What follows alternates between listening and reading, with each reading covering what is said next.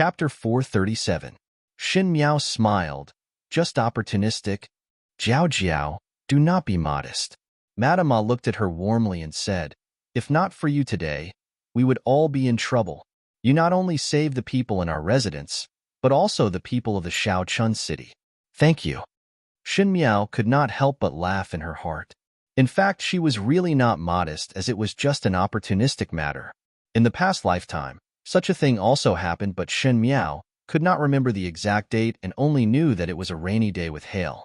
When the two Zhu attacked the Shaochun city, even though at the end Luo Sui managed to rush back with his troops and save the Shaochun city from being captured, but they also paid a heavy price. In the Shaochun city, there were numerous casualties, and it was very miserable. At that time, in order to gain Fu Xiuyi's favor, she was working hard to learn the art of war. She had also asked Pei Lang about this matter, and Pei Lang had given her the same answer that day. Pei Lang said, the Turks have some misgivings. They do not dare to advance rashly. Fighting them head-on is futile, and they have lost the will to escape. It would be better for them to use the empty city stratagem to confuse the enemy. As long as they can delay until reinforcements arrive, they will be able to solve the problem. She had recorded Pei Lang's words in her diary, and it was now very clear. Xin Miao knew that she did not have any military tactics, but she believed in Pei Lang. In those years in the Inner Palace, in order to gain Fu Xiuyi's favor and consult with Fu Xiuyi's aides, she finally had a lot of unexpected chips. Those were all gifts that Fu Xiuyi gave her. Little cousin is so bad. When Luo Qian heard the reports of success from the guards outside, his uneasiness finally dissipated and he started to tease Xin Miao.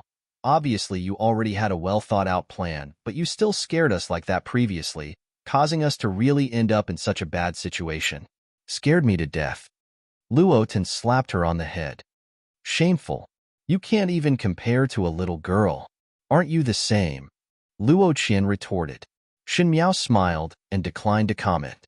She naturally knew that it would be solved in the end, but she deliberately made it so serious, to let everyone in the Luo family understand that just by relying on the remaining Luo family army, not to mention protecting the Shaochun city, it would be difficult to protect the Luo family.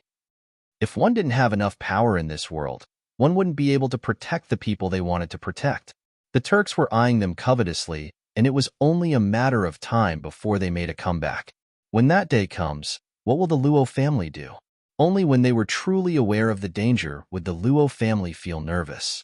The younger generation of the Luo family, Luo Lian Ying and Luo Lian Tai, even Madame Ma and Madame Yu, would spare no effort to urge Luo Sui to reorganize the Luo family's army.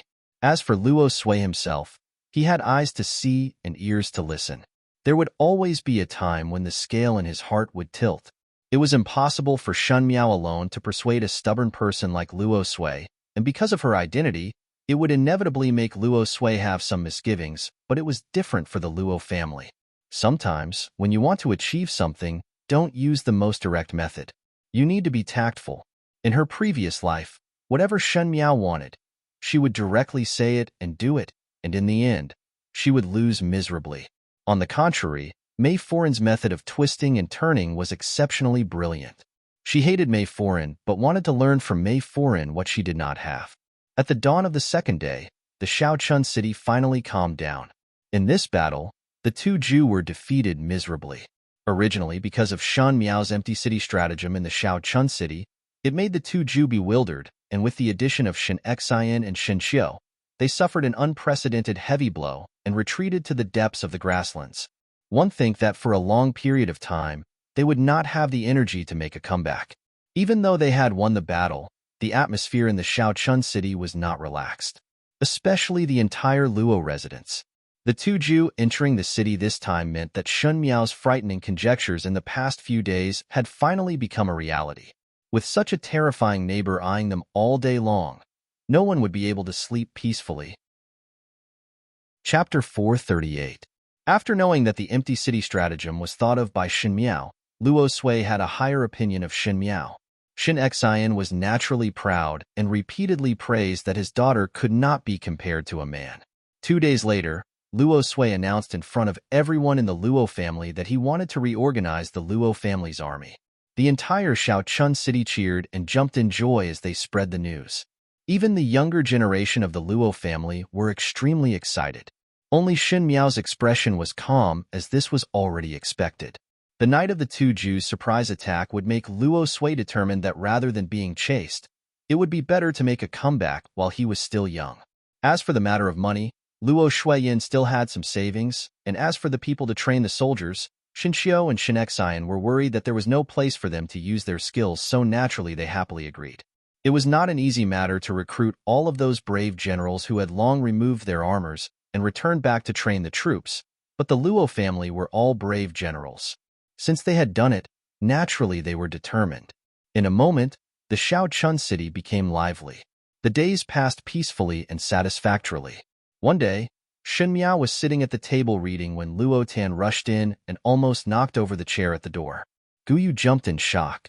Xin Miao looked at her, and before she could speak, she saw Luo Tan panting and stroking her chest. "Biao, younger sister, have you heard?" "What?" Xin Miao asked. "That little marquis of the Xie clan." Luo Tan gestured in a flurry. "It's the little marquis of the Xie family that I mentioned to you before, the one who is as famous as Cousin Qiu. Didn't he ask to be the marshal to go to the northern borderline to resist the enemy?" Xin Miao's heart jumped, and she looked at Luo Tan and slowly nodded her head. "I know. You've heard the news from before, right? That young Marquis Xie has been winning battles all day, and the Xiongnu have been forced to the edge of the desert," Luo Tan said. "Everyone is saying that when little Marquis Xie returns to the capital, one fear that his meritorious service would be higher than the Marquis of Lineage, and His Majesty would definitely reward him with a high official position." These words were not false. Not long after Shan Miao reached the Shaochun city, Xie Jingxing also led the Xie family's army to the northern border. The bravery that Xie Jingxing displayed on the battlefield caused people to click their tongues in amazement. Whether it was arranging troops or fighting alone with the enemy leader, the fierceness and coldness that he displayed made the enemy tremble in fear upon hearing his name. They originally thought that Xie Jingxing would not be able to subdue the Xie family's army, but the Xie family's army had performed miraculous feats in Xie Jingxing's hands. This finally made people put away the last shred of doubt towards Xie Jingxing. Everyone said that Xie Jingxian would be the most outstanding male in Mingqi, and in the future his achievements would be above the Marquis of Lineage. When Xinexian and Luo Sui occasionally talked about this matter, they were full of praises for Xie Jingxing, saying that he was a rare talent in the world. Because Xin Miao knew of Xie Jingxing's ability in her previous life, she was not surprised at all. She patiently listened to Luo Tan's words, but she saw that Luo Tan's eyes were red, and an ominous premonition rushed into her heart. She asked softly, "What's wrong with you?" "Dead." Luo Tan could not hold it in and her tears fell. "Little Marquis Xie is dead." In Luo Tan's heart, Xie Jingxing was a hero like Xinxiu, and she worshipped him very much. At this moment her tears could not be stopped. That little Marquis Xie was surrounded by the enemy from the back yesterday, and thousands of arrows pierced through his heart. His corpse was hung on the city walls and skinned to show to the public. Luo Tan cried, "Biao, youngest sister, he is dead. He is dead." The teacup in Jingzhi's hands fell to the ground with a bang, and she immediately looked at Xin Miao in panic. Xin Miao and Xie Jingxing had some friendship, so if Xie Jingxing was dead, what would be Xin Miao's reaction? What would be Xin Miao's reaction? Xin Miao sat in front of the table and quietly looked at the crying Luo Tan. Her expression was so calm that it was scary, as if what Luo Tan said was not an extraordinary event, but ordinary words like the weather was good and the flowers were blooming well. It was just that the more peaceful her eyes were, the tighter her grip on the book in front of her was. Did Xie Jingxing die? Thousands of arrows pierced through his heart, skinned to dry, and hung on the city walls to show to the public. It was the same ending as in the previous lifetime. Was it really Xie Jingxing? Xin Miao thought absent-mindedly, as if she was trying to distinguish if this news was a joke or reality. However, what floated in her mind was that day in the courtyard of Guangwentang, when glutinous rice dumpling tricked her out to talk, and the tall and handsome youth that walked out from the forest. That youth was wearing an ivory-white embroidered robe with silver threads. He was handsome and arrogant as he elegantly walked towards her step by step, his lips hooked up into a mischievous smile, and his peach blossom eyes had a smile that was not a smile that was very intoxicating. It was 30% frivolous, 60% probing, and the remaining 10% was a youth romantic. "So it is you," he said. Chapter 439. In the late spring season, the grasses were long and the orioles were flying. Wherever the pitter-patter of rain fell, even the flowers were wet red.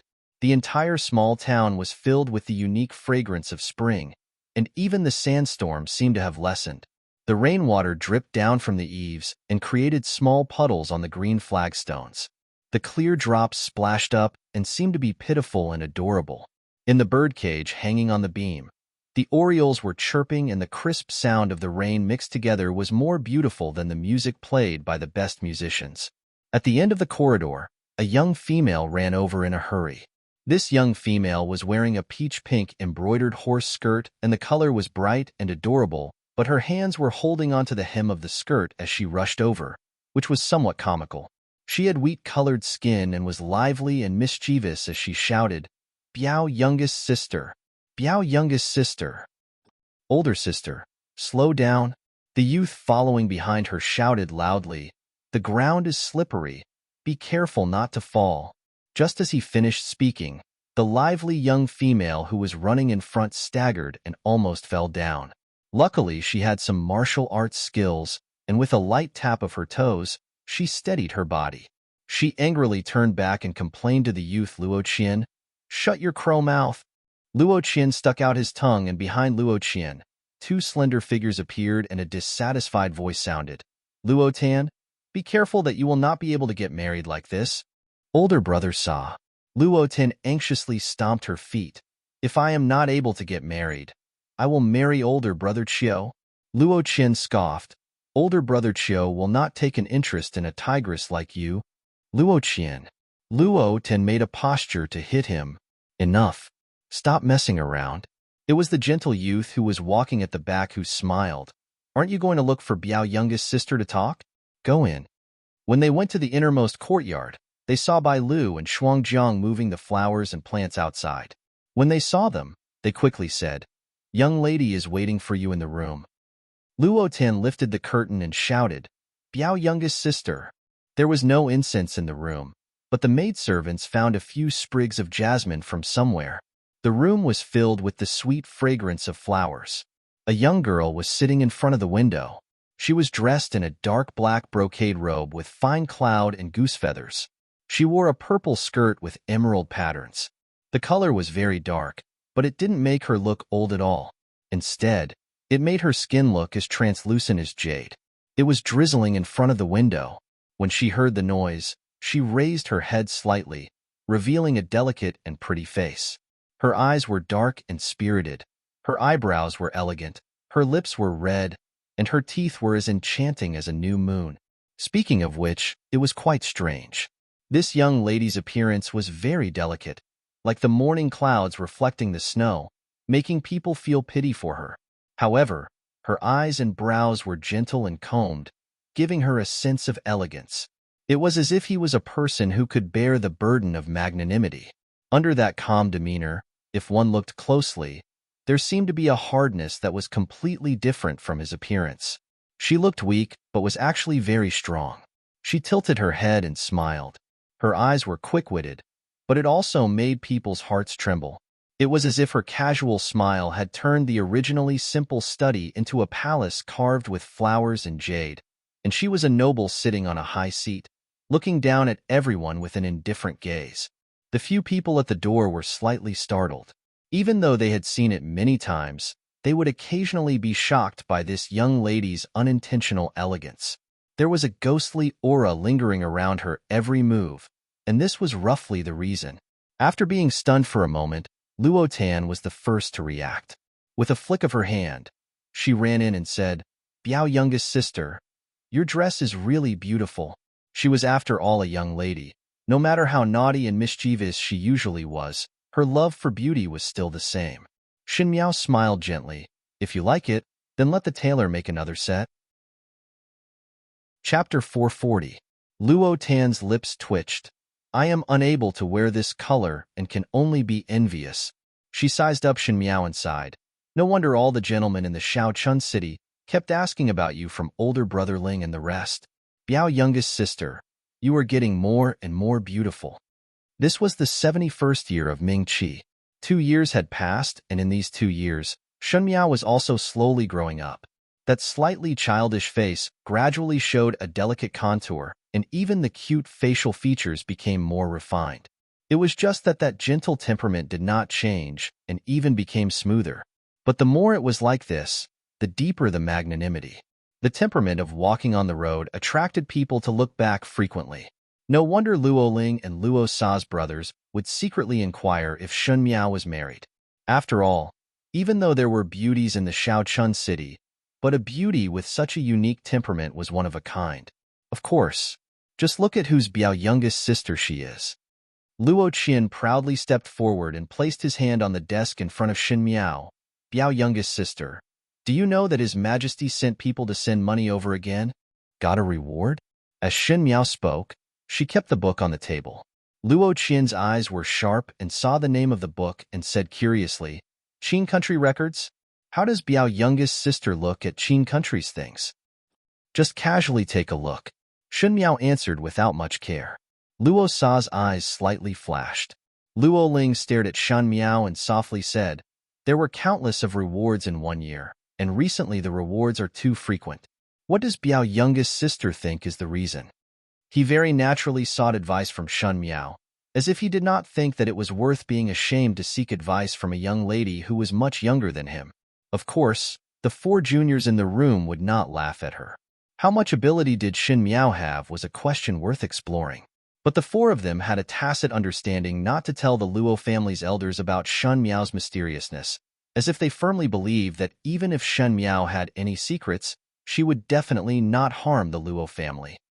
There must be a demon when things are abnormal, Shen Miao said. The Son of Heaven is overly suspicious, and with the rapid rise of the Luo family's army, one would only suppress them quietly, but the frequent rewards seem to be spreading one's name. That is a request. She pondered for a moment. His Majesty has a request for the Luo family's army, or is deliberately raising the status of the Luo family's army. As for the request, what is the request? Ming Qi's tribute ceremony is about to begin. Everyone was stunned. Luo Tan rubbed her chin and said, it seems so. When the Ming Qi pays tribute, the Qin country and the Great Liang will send people over. The Qin country and the Ming Qi are evenly matched, and the Great Liang is far stronger than the Ming Qi. His Majesty will also be afraid. Shen Miao lightly said, the Shen family army is not around and the Xie family army is heavily injured. Ming Qi does not have a country-guarding military general. How can this be? That's why His Majesty wants to elevate the Luo family to deter the Qin kingdom and the Liang dynasty. Luo Tan quickly replied. Shen Miao nodded her head. So it is like this, Luo Qian said, and looked at Shen Miao with some admiration. She was obviously of the same age as him, but Luo Qian always had a feeling that Shen Miao was much older than him and was even more mature and steady than Luo Ling. Shen Miao would never avoid the analysis of the imperial court's forces. Compared to the elders who were tactful and tangled, Shen Miao was much more ruthless and direct. For example, the words that the Son of Heaven is overly suspicious, the elders would never say it. The younger generation of the Luo family liked to play with Shen Miao and sincerely accept her. Naturally, it was because Shen Miao had something that was extremely attractive on her. Perhaps the people of the Ding capital were more knowledgeable than the people of the Shao Chun city, as Shen Miao would always know some things that they did not know. This is not necessarily a good thing. Luo Sa frowned. The higher one is held up, the more painful the fall. Chapter 441. Correct, Shen Miao said, but it is also an opportunity. What kind of opportunity does younger Biao's sister think it is? Luo Ling asked with a smile. It's not easy for the Luo family's army to improve in the past 2 years. His Majesty has the heart to support them. Although the greater the contribution, the more dangerous it was, the Luo family army already had the strength to not be bullied. For the past 2 years, the Luo family army had been trained by the Luo family and not the emperor. This was the Luo family's military strength and not Ming Qi's.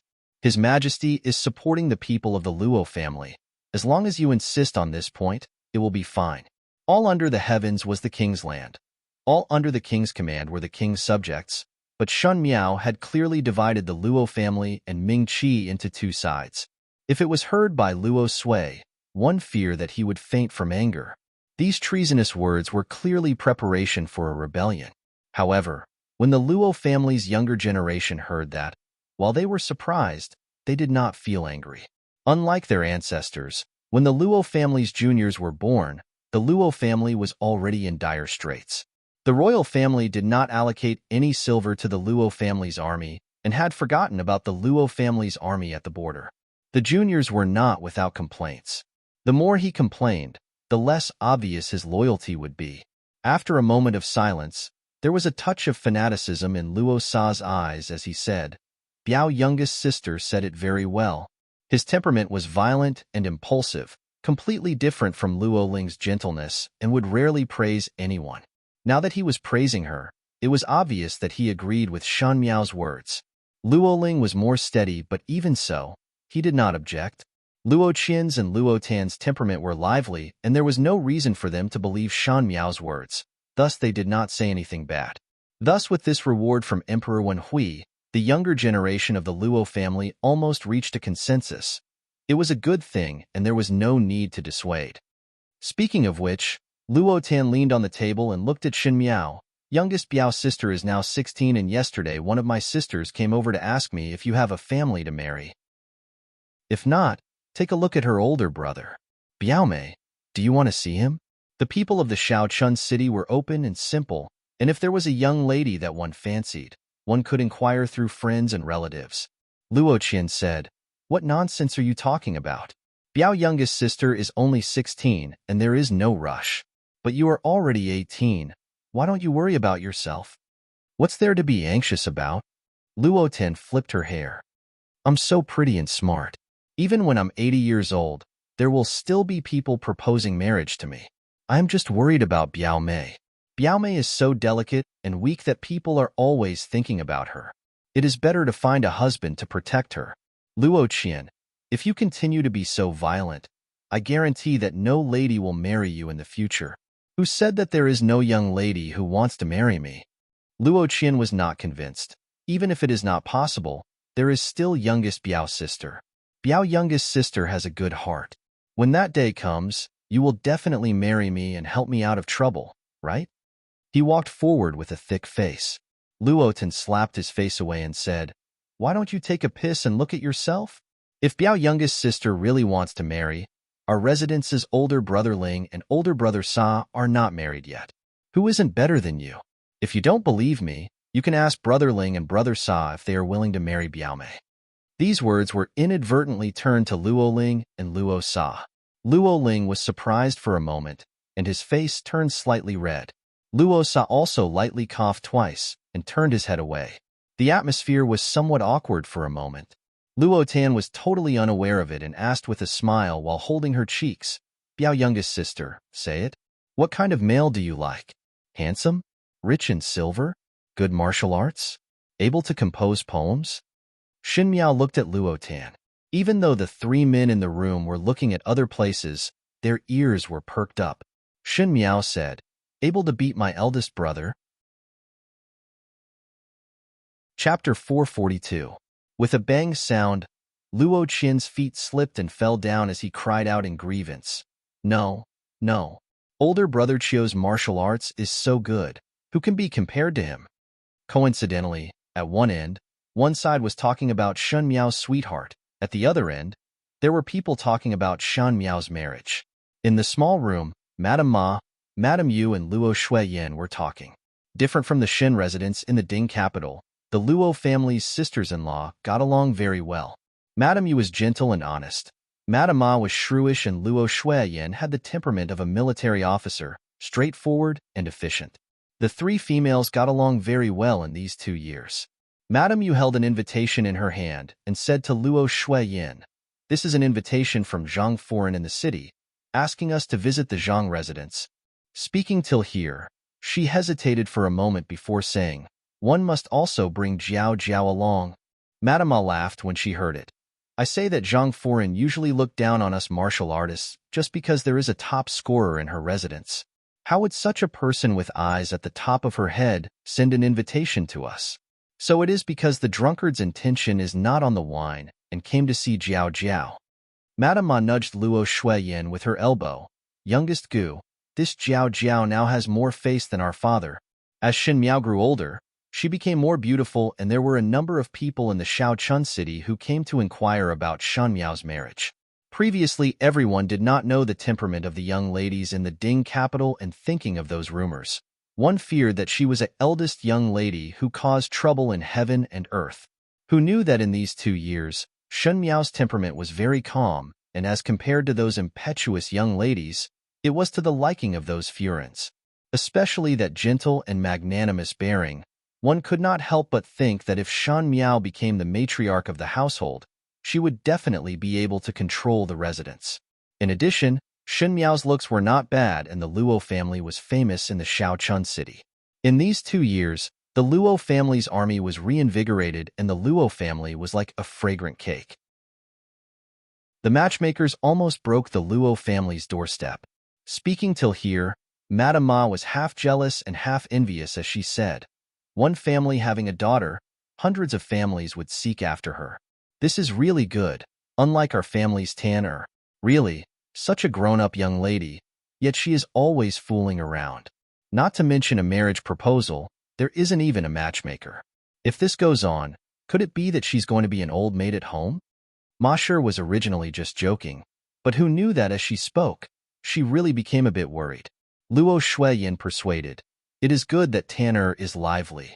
There will always be a suitable family, sister-in-law. Why are you so anxious?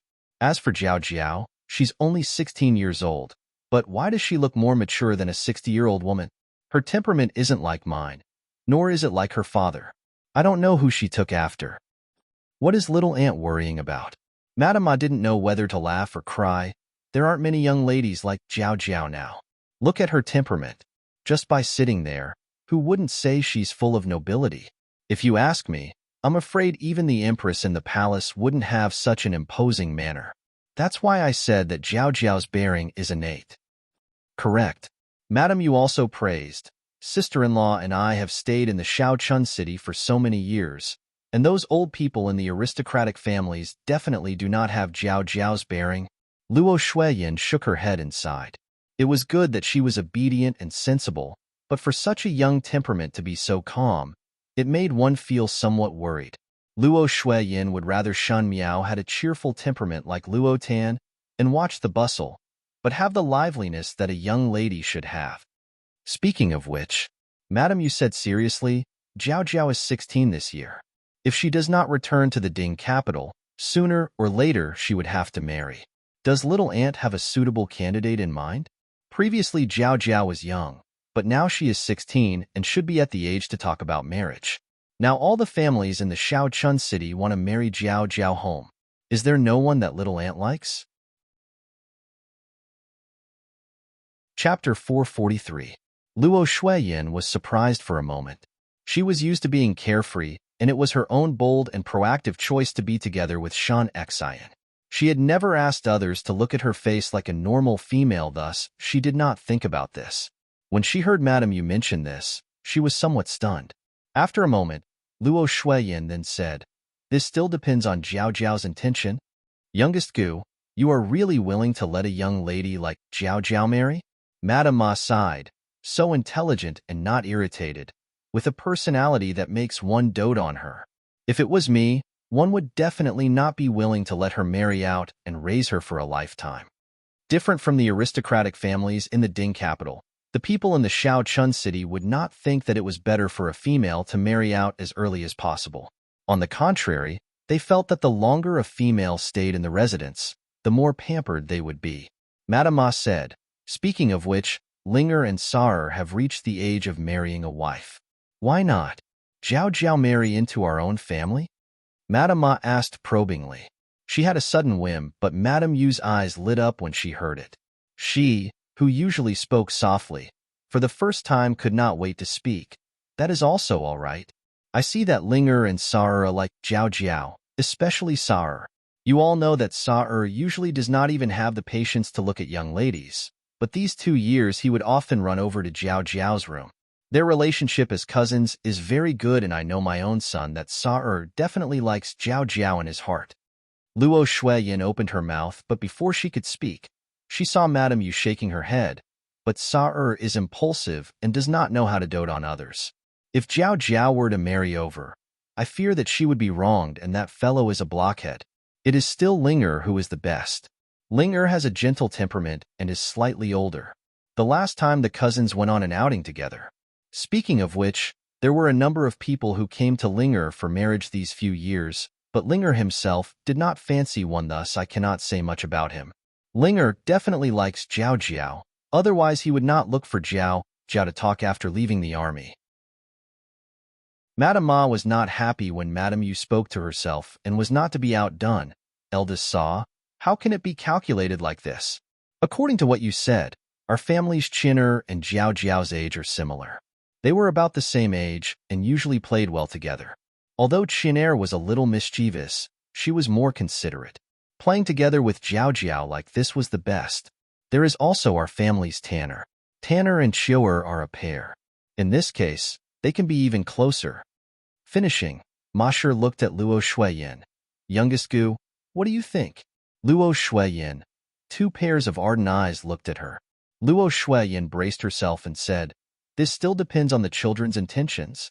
She did not expect that Madame Yu and Madame Ma would have such thoughts, but when Luo Shuiyin thought about it carefully, she did not feel that it was bad.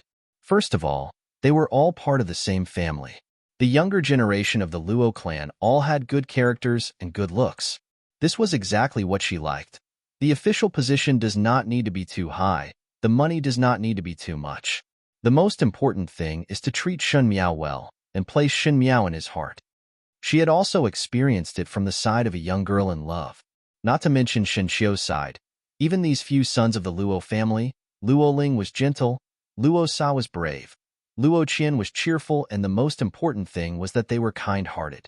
If Shen Miao was good with any one of them, the days in the future would only be sweet and not bitter. But Luo Shuiyin still had to depend on Shen Miao's intentions. She also did not know what kind of person Shen Miao liked. Originally she knew that Shen Miao liked those like Fu Xiuyi, but in these 2 years, Shen Miao did not mention about Fu Xiuyi at all, which made her gradually put her heart at ease. But her own daughter had such a dull temperament. Thus Luo Shuiyin was worried. Why not find an opportunity to ask Jiao Jiao's intentions? Madame Ma hurriedly said, if Jiao Jiao really fancy one of our family, no matter who it is, our Luo family would burn incense and have good luck. It is better to settle the marriage early, so that the sons will be smart and the daughters will be beautiful. Chapter 444. Luo Shuiyin was somewhat embarrassed by what she said and rebuked, sister-in-law. How can there be a logic of the youngest marrying first? Madame Ma waved her hands. I am afraid that Jiao Jiao will be taken by someone else first. Just as they were talking and laughing, one suddenly saw a servant at the door reporting, Foreign, there is a message from the palace. The general asked Furens to quickly go to the front hall. Did the people from the palace just leave? Why are they here again? Did they send the rewards? Madame Ma got up and casually asked. It seems that it is to ask Shun Gai to return to the capital. The servant answered. Luo Shuiyin's actions of getting up stiffened. The front hall of the Luo residence was in a mess. It was not that the people in the hall were in a mess, but the people's hearts were in a mess. Emperor Wen Hui's imperial edict wanted Shan Xian to bring his family back to the capital and restore the title of formidable great general. He also said to return the Shun family's army's tiger tally to Shan Xian. 2 years ago, Emperor Wen Hui had given Shan Xian a slap in front of the world, and now he was giving him a sweet date to eat in such a big way. But it was another matter if Shan Xian was willing to eat this sweet date or not. Luo Sui sat on the high seat. For the past 2 years, because of the reorganization of the Luo family's army, he had to worry a lot, and there were more white hairs on his temples, but his prestige did not diminish. Perhaps it was because of his fighting spirit that he looked more like a general. He said, Ming Qi's tribute is about to begin. His Majesty wants you to return to the capital so that you can rush back before the tribute. Tribute in 100 years. A dynasty would have a tribute every 100 years, and the previous tribute of Ming Qi was almost exploited by the Qin country. At that time, the late emperor relied on the Xie and Shun families to barely get through. Now, other than the Qin country, even the Great Liang court had come. If one were to say that the Qin country only made the Ming Qi fearful, then the Great Liang court was enough to make the Ming Qi afraid. The Great Liang was located in the south, and the country was rich and powerful with a strong army and horses. Emperor Yonglu was a wise ruler and was different from the Ming Qi's chaotic court. The Great Liang appointed people based on merit, and there were more loyal people. If the Great Liang had ambitions, it was only a matter of time before they annexed the Ming Qi. It was just that Emperor Yonglu did not have this intention for so many years. Of course, there was another possibility that Emperor Yonglu wanted to destroy the Qin country and Ming Qi at the same time to unify the world. The world that has been divided for a long time must be united for a long time, must be divided for a long time. The days of separation between the three kingdoms of Qin, Liang, and Qi would eventually be broken one day. It was just that one did not know when that day would come.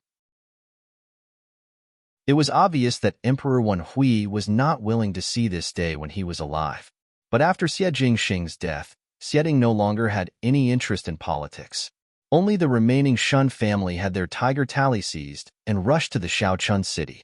No one knew if Emperor Wen Hui regretted it, but at the moment, Emperor Wen Hui hoped that Shen Xian could support the situation, especially when Shen Xian helped Luo Sui to reorganize the abandoned Luo family's army. One could see Shen Xian's outstanding ability to lead troops. Emperor Wen Hui was expressing one meaning. Ming Qi needed Shen Xian. He would appear when needed and silently retreat when not needed. Perhaps the Shen Xian of the past had such an awareness, but the Shen Xian who had been mercilessly treated by the royal family might not be so selfless. A scholar would die for his bosom friend. Could the imperial family of Ming Qi be considered as bosom friends? You should go back. Luo Sui said, Shen Xian, take back all the things that you have lost. Let them see what kind of person the Luo family's son-in-law and the Shin family's son is. Xin Miao jerked her head up. She had expected that Emperor Wen Hui would summon Shen Xian back to the capital after 2 years, and also expected that the situation in the Ding capital would have earth-shattering changes. But she did not expect that the usually old-fashioned and dignified Grand General Luo would actually say such treacherous words. She slightly opened her eyes, and when this look fell into Luo Sui's eyes, Luo Sui smiled and looked at her. Girl, you also think so. Am I right? Everyone's eyes in the hall landed on Shun Miao. Luo Lianying's and Luo Liantai's expressions slightly moved, but in the end, they did not say anything. Shin Miao sighed in her heart. Her little bit of skills could not be hidden from Luo Sui, this kind of all-powerful veteran general. Luo Sui had a pair of eyes that had seen the world. Perhaps from the beginning, when the Luo family's army was reorganized, he had faintly guessed what she was planning. She was grateful for Luo Sui's trust and support.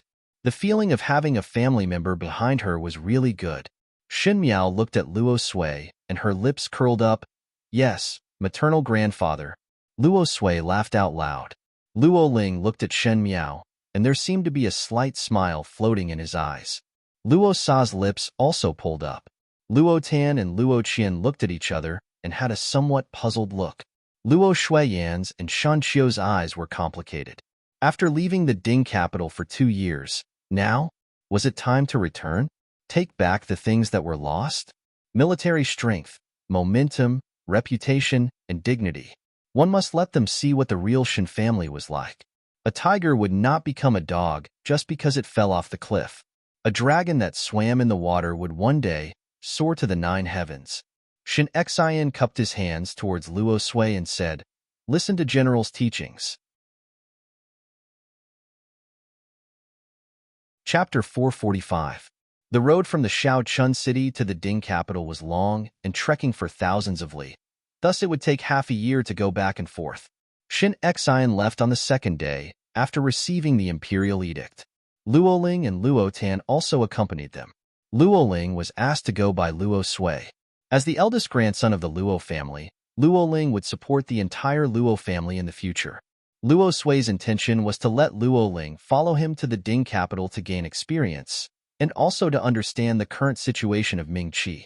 Luo Sa had to stay in the Shao Chun city to continue training the Luo family's army with the elders.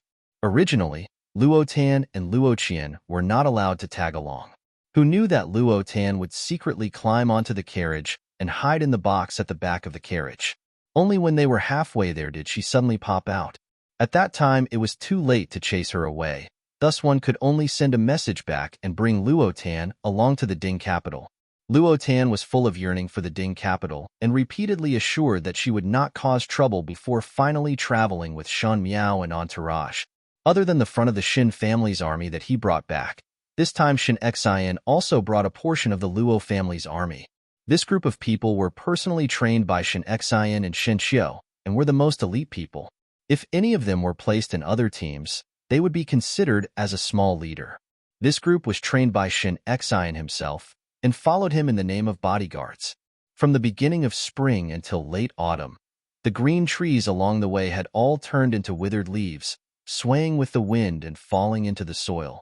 When the entourage of people started to add clothes, they were just about to reach the Ding capital. The sky gradually darkened, and the group of them rested in an inn outside the city. Shinshio said, "Tomorrow morning we will enter the city and find a residence to stay in." At the beginning when she left, the Shin family's residence was separated, so naturally, it was impossible to return to the Shun residence. Previously at the Luo family, Luo Shuiyin had told Luo Sui about the matter of splitting the family, so Luo Ling and Luo Tan were not surprised. Luo Tan rested her chin on her hand and said with a yearning expression, Gu Fu, let's find a lively place to stay. Okay? I have never been to the Ding capital before. It would be great if I could find a house where it would be lively the moment I step out. Luo Shuiyin smiled and said, originally, the eastern part of the city was the most lively, but we haven't been back there for 2 years. I don't know if it has changed. Isn't that simple? Luo Tin asked the waiter who was serving the dishes, this young brother. Do you know where is the most bustling place in the Ding capital? The waiter didn't know the identity of this group of people, but he saw that they had brought so many people with them and that they were dressed very well. Especially the young lady sitting in the middle. She was young but had an outstanding bearing. With one look, he knew that she was a young lady from a noble family.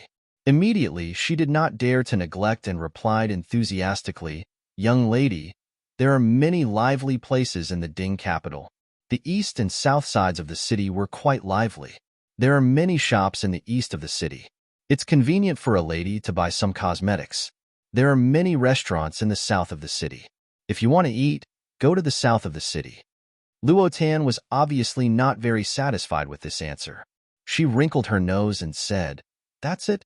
The waiter was afraid that he would make her unhappy, so he thought for a while and said, If Miss really wants to have some fun, it's better to go to the south of the city. Recently, the people of Qin and the Great Liang came. The emperor gave them a mansion in Yinqing Lane in the south of the city to live. Yinqing Alley is in the south of the city. What is Yinqing Alley? Luo Tan asked. Yinqing Alley is the most expensive piece of land in the Ding capital. Shinshio explained. It is a good place that even the relatives of the imperial family would not be able to live in. Even the few imperial highness princes did not live in that area when they left the palace. Only the imperial brother-in-law stayed in Yinqing Alley for a period of time. Luo Tan was first surprised. This Yinqing Alley is actually so expensive. Then she was somewhat disappointed. But since it is so expensive, we would not be able to afford the residence there. Chapter 446. When the waiter heard this, he was startled and carefully looked at Luo Tan. Yinqing Alley was a place where one could afford to stay for a few days, let alone buy a house. Seeing Luo Tan's arrogant tone, the waiter almost suspected that he had misjudged her. This person was just a country bumpkin who entered the city for the first time. It does not matter. Xin Miao opened her mouth. There is a street next to the Yinqing Lane and it is adjacent to the restaurant. It is just outside the lane and the price is not that expensive. One can always afford it. It's not far from Yinqing Alley, so it's not bad to take a step back. Hearing this, the waiter was taken aback. He subconsciously said, This young lady is right. That is indeed the case. Zhao also want to watch the excitement? Shen Xian asked. Naturally, Xin Miao did not have the temperament to join in on the fun, and today when she said it like this, it seemed that she had some interest. Feel that it is somewhat fresh. Xin Miao smiled. Good, good. Luo Tan's eyes lit up as she looked at Xin Miao. Biao, youngest sister, you are the best. She thought that Xin Miao deliberately said that for her, and was extremely grateful to Xin Miao. Xin Miao looked up at the waiter. Have the people from the Qin country and the Liang dynasty arrived? The waiter's gaze had never left the youngest girl from the beginning. He felt that when she sat there, even the chair seemed to become golden and dazzling. Hearing Shan Miao's question, he immediately replied respectfully, yes. Ming Qi's tribute will be held a few days later, and the Qin country and the Great Liang have sent people over to congratulate. Currently, these people are arranged to stay in the residence in Yinqing Lane. Who did the Qin country and Great Liang send over? Xin Miao asked. The waiter scratched his head.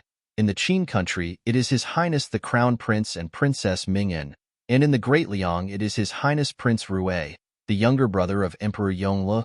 Xin Miao's eyes hung down. Many thanks. After the waiter left, Luo Ling asked, what does Biao younger sister think about the people from the Qin country and the Great Liang? Xin Miao smiled. Nothing much. Just feel that it is somewhat strange. Luo Tan smiled. No matter what, when we reach the Ding capital tomorrow, we will be able to watch the excitement. In the palace of the Ding capital, in the emperor's bedroom, the thick smell of medicine filled the entire bedroom, and the incense in the incense burner made one's heart feel melancholy. On the dragon bed, Emperor Wen Hui's eyes were half closed as he leaned on the couch, and the palace beauty beside him was gently feeding him spoonfuls of medicine. This person was none other than Consort Dong. She fed him very patiently and carefully as Emperor Wen Hui could only eat a small spoonful at a time. She blew on the spoonfuls until it was cold and tested that it was not hot before slowly feeding it to Emperor Wen Hui's mouth. While she was feeding, she gently patted Emperor Wen Hui's back to make his breathing smoother. When Emperor, condominium, and also after Emperor, he, after of it, when Hui's Tsong Jiji, he, Shun, Li said. Emperor Wen Hui frowned and swallowed the last trace of bitterness in his mouth before saying, it is hard for you to remember this. Your Majesty is not afraid of bitterness, but this consort is afraid that your Majesty is afraid of bitterness. Consort Dong Shu smiled gently. Your Majesty, on account of this consort's face, eat a little of this fruit. Emperor Wen Hui was tickled by her and his eyes softened. In this palace, you are the one who understands Zhan's intention the most. There were many things that could change in 2 years' time. No matter how vigorous Emperor Wen Hui was, he would not be able to resist the erosion of time. Moreover, he had so many sons who were younger and stronger than him and had bigger ambitions. The internal and external situation was critical, and he had aged a lot, and his body had gradually become sickly. The Crown Prince's illness was also in a precarious situation, and the Crown Prince's faction was gradually losing. Prince Zhou and Prince Jing were aggressive, and Prince Xian and Prince Li were eyeing covetously. Even Emperor Wen Hui was tired of looking at the women in the inner palace. At this time, Consort Dong Shu and Prince Ding, Fu Xiu Yi, who were aloof from worldly affairs, entered his eyes. Chapter 447. The most reassuring thing for an emperor was a son and a woman without ambition. When Emperor Wen Hui was sick, he loved to summon Consort Dong Shu to serve him. Under such imperial favor, Consort Dong Shu was as cautious as usual and would not take the initiative to talk to Emperor Wen Hui about Prince Ding's matter, which made Emperor Wen Hui even more satisfied. Occasionally, he would talk with Consort Dong Shu about some unhappy matters in court. The tribute is about to begin. Emperor Wen Hui sighed. The messenger said that Shan Xian will return to the capital in these few days. I banished him 2 years ago, and I'm afraid he still has resentment in his heart. If it weren't for the urgency of the situation, I wouldn't have invited a wolf into my house. Your Majesty, Consort Dong Shu said with a smile, General Shun is your official and naturally needs to do things for you. He will do whatever you want him to do. So why does your Majesty torment yourself? Minister? Emperor Wen Hui sneered. This official's prestige is bigger than Zhan's. How can Zhen believe that he wants to be an official? It was the same for Xieding in the past, but he lost his son. Now that the Xie family is unable to withstand a single blow, we can't be bothered to exterminate them. The Shun family, after the tribute, was still. I can't help feeling uneasy. Consort Dong Shu no longer spoke. At this time, if she were to speak, there would be the possibility of the inner palace interfering in politics.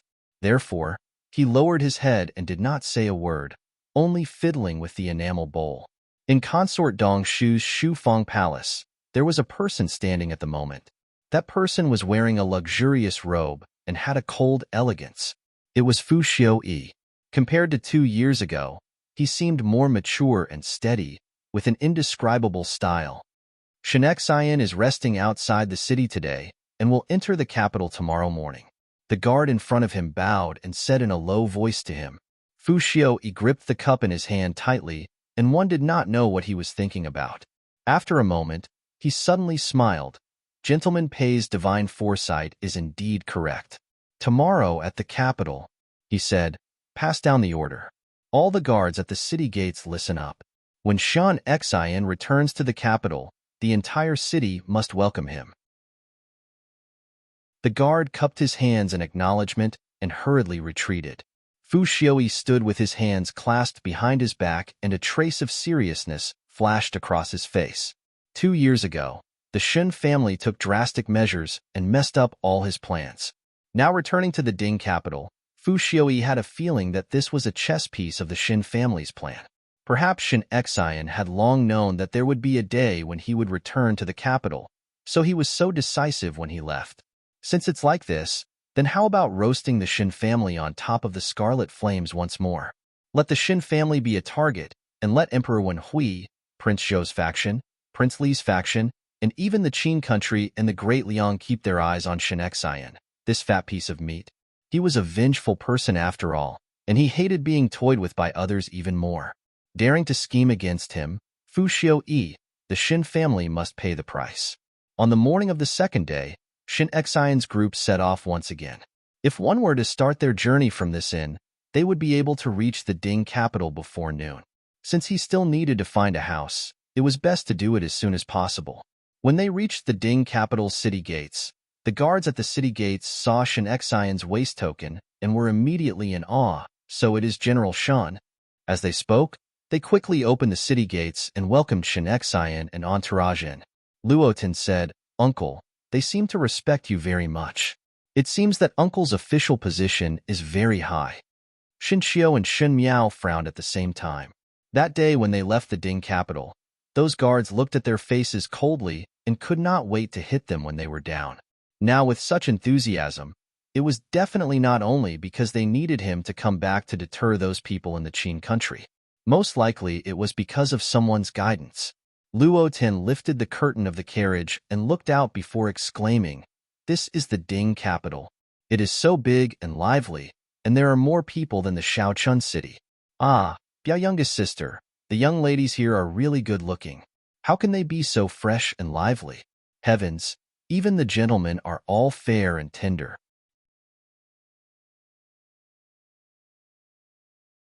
Chapter 448. She was so noisy that people nearby heard her and turned their heads to look in her direction. It was not a big deal if one did not look, but when one saw, one exclaimed, It's General Shen. General Shen has returned. General Shen is back. Shenxian already had an illustrious reputation in the hearts of the common people of Mingqi, and with the Xie family's mishap in these 2 years, the Shin family also moved away. It really made one feel a hero's end of the road. Even when the Qin country and the Great Liang's people came to the Ding capital, they would suddenly have a feeling of being unable to protect themselves. And the appearance of Shenxian at this time undoubtedly gave the commoners a pillar of support. Immediately more and more people gathered around and exclaimed, General Shen has returned. For a moment, the cheers of the crowd almost blocked the entire path of the carriage. The commoners were shouting fanatically, and their faces were full of admiration. Luotin covered her mouth. Oh my God! Uncle has such a high reputation in these people's hearts. Luoling and the rest who were outside had an embarrassed expression. It was a good thing to have people lining the streets to welcome him, but it was also not bad to be chased after by others. Every year when Shan Xian returned to the capital in triumph, he would always be like this. But now, Shan Xian did not return with a body full of meritorious service. Instead, he was summoned back by the emperor 2 years after being expelled from the capital. The louder the cheers of the commoners, the louder it was, as if it was a slap on Emperor Wen Hui's face. If this was not directed at Emperor Wen Hui, then what was it? In the carriage, Luo Shuiyan's and Xin Miao's expressions also sank. Especially Shun Miao, her gaze suddenly turned cold. Only Luo Tan did not know what had happened and was happy for Shan Xian's prestige. The road was blocked to such a state that Shan Xian could only let the guards beside him explain to the commoners. When the commoners heard this, even though they were still standing on both sides of the street, they were not as agitated as before and also opened up a path. Mo Qing and Ah Qi first rode their horses to look for a residence. Just like what Xin Miao said, there was a street next to Yinqing Lane in the southern part of the city, and the residence there was not bad. Now that Shan Xian had spent a lot of money on reorganizing the Luo family's army, he was not as well off as before. Even so, when Shan Miao wanted to stay in the residence in the southern part of the city, Shan Xian agreed without a second word. The carriage headed south of the city. The closer they got to Yanqing Alley, the fewer people there were. This was because most of the people living around Yinqing Lane were high-ranking officials and nobles. They were either rich or respectable. Commoners could not afford to live on the land there. The commoners who had come to greet them had also dispersed. The carriage traveled smoothly. Mo Qing and the rest quickly came back to report that they had found a residence to stay in and would talk about money later. The original owner of the residence was a newcomer under the name of Shan Xian and did not ask for much money as a mortgage. When they were just a wall away from the Yinqing Alley, a gust of wind suddenly blew and coincidentally blew open the curtain of the carriage that Shen Miao was sitting in. The curtain flew up and quickly fell back down. Shen Miao's gaze slightly congealed, and when Luo Tan saw it, she asked, "What is it?" Shen Miao swept a glance at the curtain of the carriage and shook her head. Nothing, but her heart was secretly alerted as for a moment just now, she felt that she was being spied on. Being the center of attention was extremely uncomfortable. On a tall building in the distance, there was a young male and female holding a jade flute standing side by side. That female was as beautiful as a flower and wore a golden dress. She had big eyes and a small mouth and was covered with pearls and jades. When these tacky jewelry landed on her body, it did not look ugly but made her look delicate and charming. She looked at the distant carriage and said disdainfully, "This is the formidable great General Shin family? Such a great reputation, but it is only so." The man beside her was in his early 20s, and he bore some resemblance to her. He was considered handsome, but because his nose was slightly hooked, his entire person had some hostility that was hard to get along with. He smiled. To be able to make the imperial family of Ming-Chi afraid, it is not a simple thing.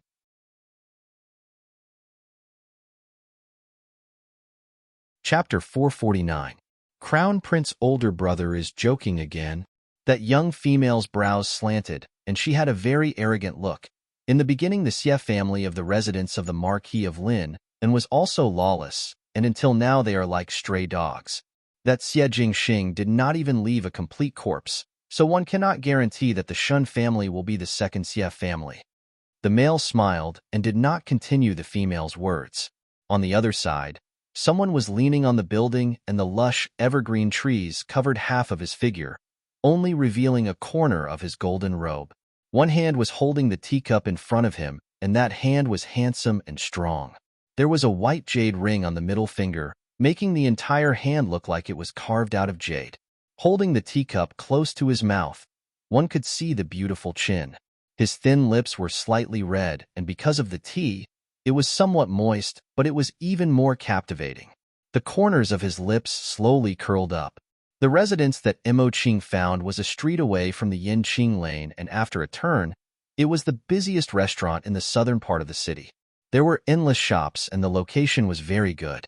That owner was also very easy to talk to, and Luo Shuiyan and Shan Xian were straightforward people. The price that the owner offered was also fair, and they bought the land deeds that night, and the residence changed owners.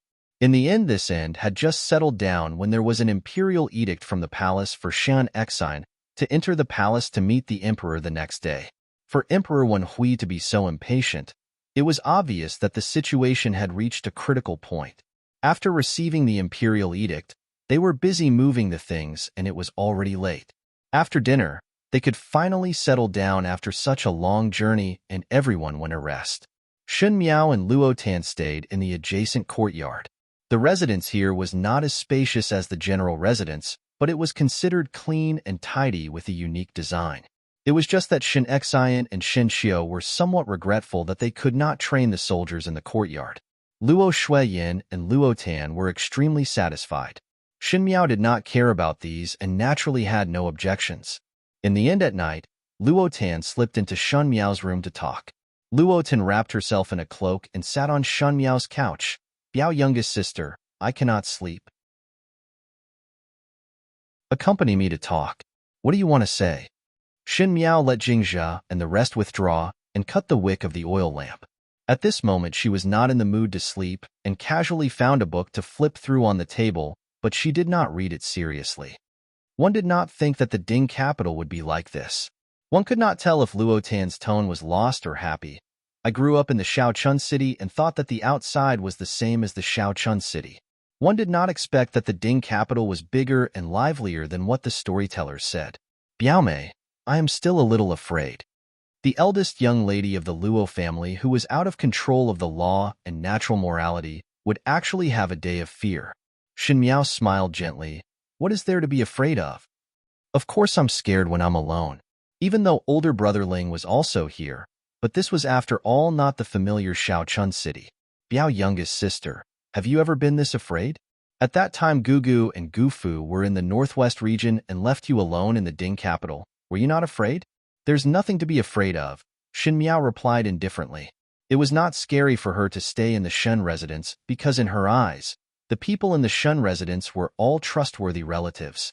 One did not know why there was no fear, but like what Luo Tan said, she was afraid of being alone outside. Wasn't it the same when she was in the Qin country? Thinking of the Qin country, Shin Miao's eyes flashed and suddenly thought of what the waiter said today. The people from the Qin country in the Great Liang had arrived. At this time in her previous life, she met the crown prince of the Qin country and the Great Liang's people when they were paying tribute. At that time, the Great Liang already had stupid ambitions, and the imperial family of the Ming Qi had always been fearful. In order to keep the Great Liang in check, the Ming Qi and the Qin country had been probing each other until Fu Xiui ascended to the throne, and the Qin country and Ming Qi formed an alliance, letting her, the Empress, go to the Qin country as a hostage. And the crown prince of the Qin country, Huang Fu Hao, was a very vicious person, and one did not know why, but he always liked to go against her, and Princess Ming'an was so arrogant that it made one feel afraid. Her difficult and humiliating days in the Qin country were mostly because of these two siblings.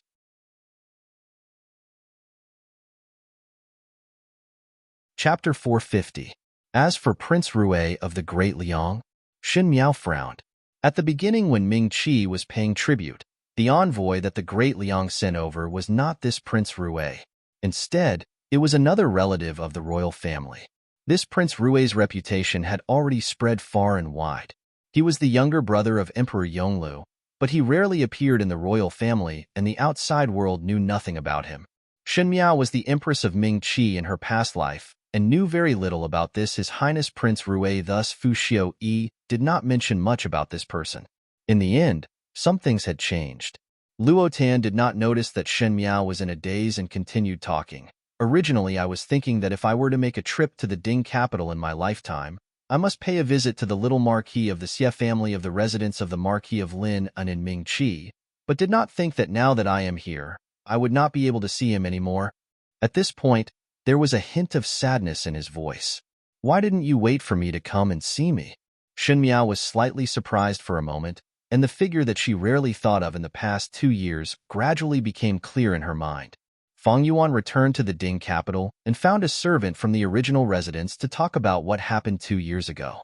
The residence of the Marquis of Lin and was one of the major events. Ever since Xie Jingxing's death, The Xie family army's vitality was greatly damaged and Xieding aged by 10 years in one night. Xieding originally requested Emperor Wen Hui to resign, but Emperor Wen Hui did not allow it. Although Xieding still maintained his official position, he did not have any fighting spirit at all. He spent his days muddling along aimlessly. It was his two Shu sons who had entered officialdom. Even though they did not hold a high position in the court, they had a good reputation. It was assumed that after a few more years, they would be able to become outstanding figures in the younger generation of Ming Qi. It was when the news of Xie Jingxing's death reached the Ding capital, Princess Rong Xian went to the residence of the Marquis of Lin and to create a ruckus. He scolded Xieding for being heartless, for a marquis residence to lose Princess Yuqing and Xie Jingxing without rhyme or reason. It was really a man-eating devil's den. Princess Rong Xian was crying and angry at the same time, and almost smashed the residence of the Marquis of Lin uncleanly. After that, he became more and more reclusive and rarely came out. The Su family, who had a good relationship with the residents of the Marquis of Lin, and had also declined in these 2 years. Not to mention Su Yu. Even the son of the family who had a bright future had gradually quietened down.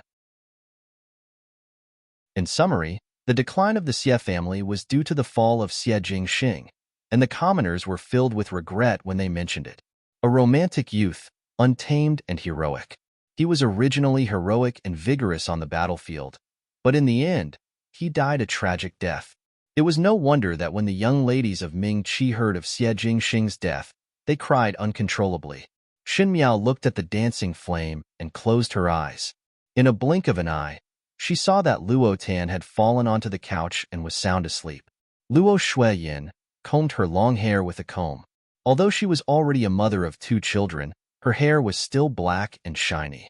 There was not a single strand of white hair on her head. Xin Xian took off his heavy armor and heard Luo Shuiyin say, "Entering the palace tomorrow, my heart will always feel heavy. What are you afraid of?" Xin Xian walked behind her and pressed on her shoulders, comforting her. "It is not our first time entering the palace. Could it be that you are afraid of music? Don't be afraid. I'm here." "I'm not afraid of that." Luo Shuiyin rolled her eyes at him. "You and I both know that we came back this time. One fear that that person in the palace would have a knot in his heart. Originally, I had talked about this matter with Father, and Father said that he was afraid that His Majesty would use something to tie down our Shun family." Xin Xian frowned. "What does foreign's words mean?" "Jiao Jiao and Qiu'er are not married yet," Luo Shuiyin reminded. "If it was in the Shaochun city for these 2 years, it would be all right if both of them got married, and at least one worry would be settled. But one did not expect that His Majesty's imperial edict would come so quickly. Now that our Shun family has regained power, one fear that many people in the capital are watching closely. Would His Majesty, in order to tie down the Shen family, make an issue out of Qiu'er and Jiao Jiao's marriage?" Xin Xian jumped in shock. "How can this be? Nonsense." No matter what, Xin Xian's eyes would not allow political selfishness to be involved in Shun Qiu and Xin Miao's marriage, not to mention using their marriage to place the Shun family in other forces. "Forget about Qiu'er, but I feel that Jiao Jiao cannot wait." Luo Shuiyin said, "Jiao Jiao is now 16. Not to mention in the Shaochun city, in our Ding capital, this age has reached the age to talk about marriage. After 2 years, when one reaches 18, one would be suitable to marry. One must settle Jiao Jiao while there is no news from the palace." "So urgent?" Xin Xian hesitated. "How would there be any good families around? Moreover, one must understand the other party's character." "What do you think?" Luo Shuiyin looked at him. "What about Linger?"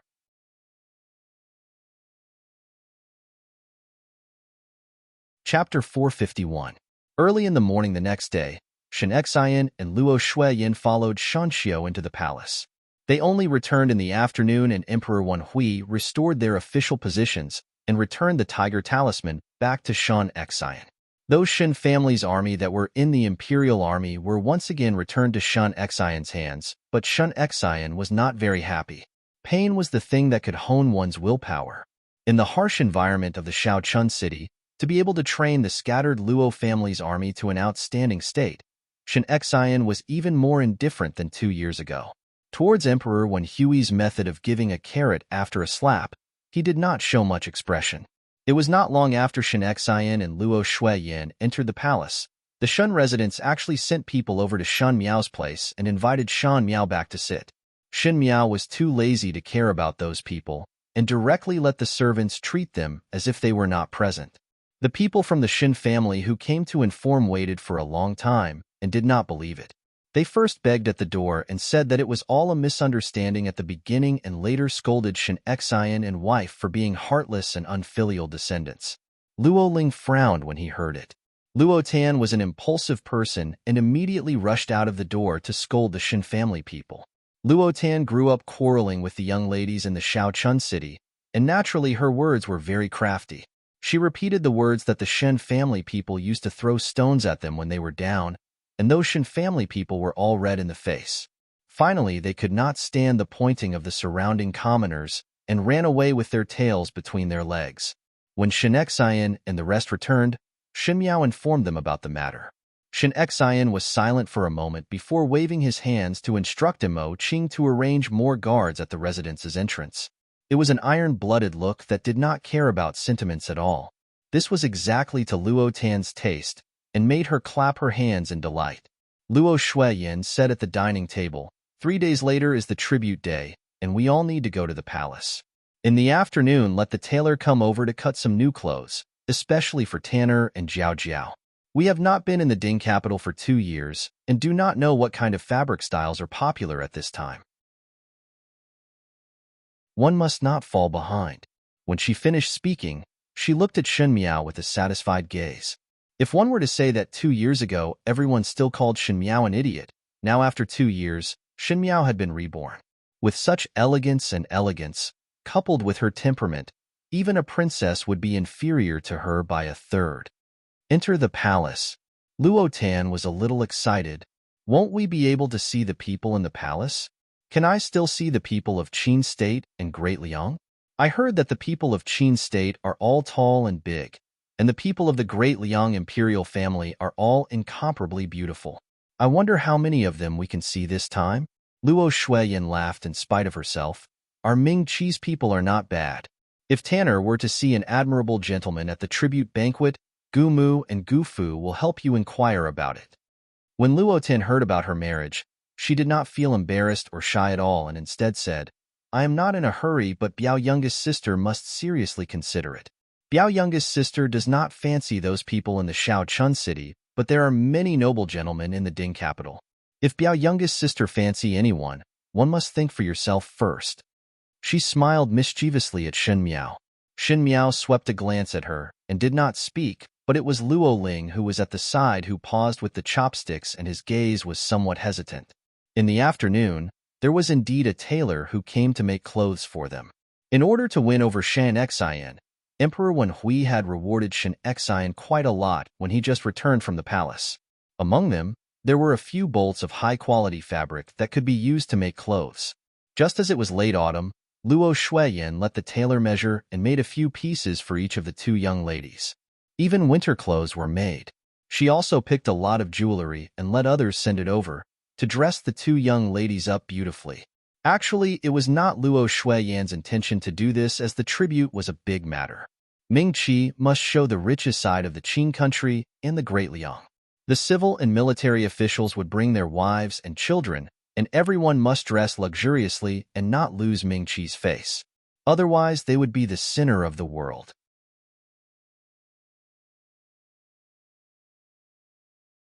Chapter 452. Luo Ling would also go along. This time Shen Xian intended to find a job for Luo Ling in the Ministry of War, and it was considered as training his ability. Before that, naturally he would bring Luo Ling to familiarize himself with some of his colleagues, so that he would be able to help in the future.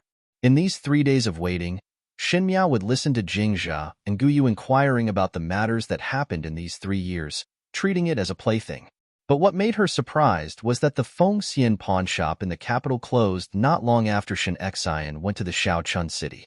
One did not know why it only reopened a few days ago, and it was said that the shopkeeper had gone on a long journey and had just returned to the Ding capital. When Feng and Ning knew that she had returned, She sent someone to send a letter saying that she wanted to personally look for Shen Miao, but since they would meet at the tribute banquet, there was no need to make this trip. Other than Feng and Ning, Su Minglang also gave her an invitation. The words were crooked and he had his servant send it over behind the back of the residence, making Shen Miao not know whether to laugh or cry. Just like that, he accompanied Luo Tan to the restaurants, and in the blink of an eye, it was already the tribute ceremony 3 days later. Ming Qi's tribute was a major event for the entire dynasty, and early in the morning, the bells and drums of Southern Hill rang. The peddlers on the street were also discussing this matter. However, due to the laws of the royal family, the common people could not enter the palace. They could only listen to the sounds and movements outside the palace walls.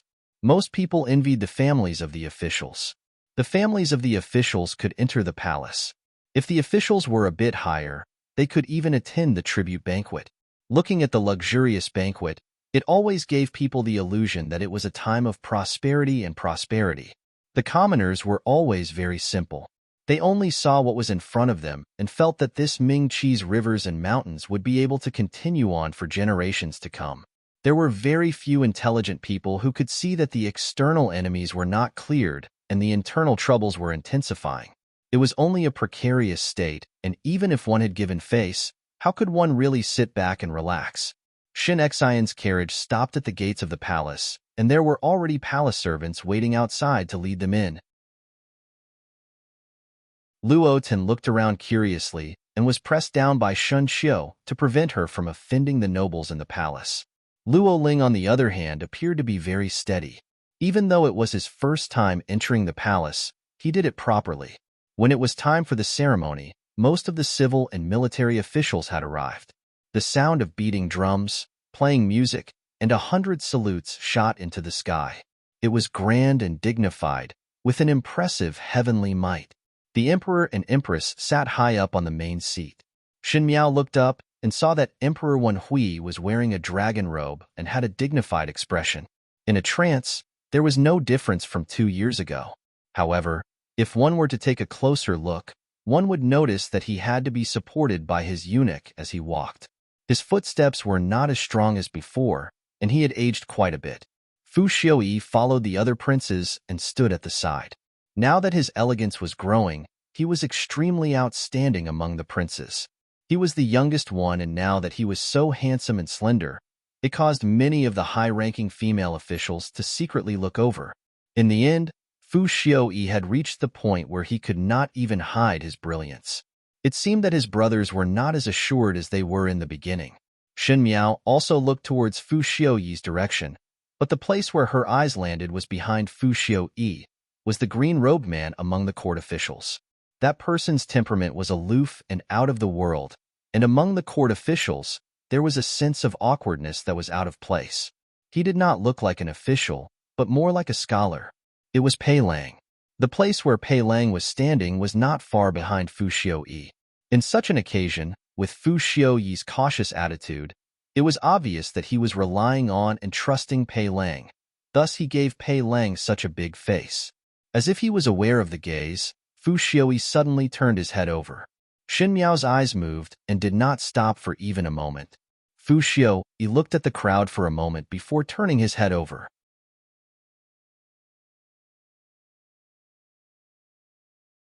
Chapter 453. And at the front of the guests, there was a male and female sitting, and both of them were very young. It was already late autumn, and the weather was actually somewhat cold. Even those daughters of officials who were gorgeously dressed would wear a cloak to prevent themselves from catching a cold. This young female was wearing a thin golden muslin long dress, and there were complicated patterns embroidered on it. With this kind of needlework, it would take at least 1.5 years to complete. This young female's eyebrows were exquisite, but her actions were not very respectful. Even when the ceremonial officer started to recite the congratulatory words, she swept her eyes across everyone with disdain, and there was not a trace of respect in her expression. This young female was Princess Ming, and beside Princess Ming was the crown prince of the Qin country, Huang Fu Hao. Huang Fu Hao was better than Princess Ming.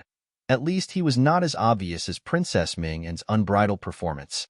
He was still smiling as he watched the proceedings on stage, as if he was genuinely proud of the Ming Qi's tribute.